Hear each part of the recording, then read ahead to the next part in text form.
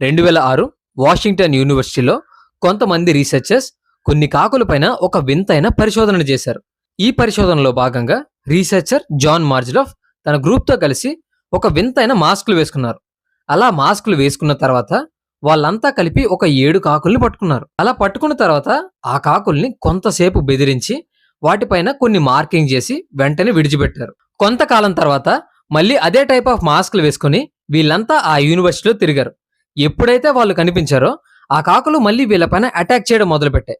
అంతేకాదు వాటి చుట్టుపక్కల ఉండే కాకులు కూడా వీళ్ళని పొడుస్తూ ఉండడాన్ని వీళ్ళు గమనించారు. ఈ ఇన్సిడెంట్ ని ఆధారంగా చేసుకుని వాళ్ళు ఏం కనిపెట్టారంటే కాకులు అనేవి దాదాపు వాటి పగని 17 సంవత్సరాల వరకు కంటిన్యూ చేయగలవంట. అంతేకాదు అవి వాటి చుట్టుపక్కల ఉండే కాకులకు కూడా వాటికి జరిగిన విషయాల్ని స్ప్రెడ్ చేస్తాయంట. వాటి జనరేషన్స్ కి కూడా క్యారీ చేసే అవకాశం ఉందంట.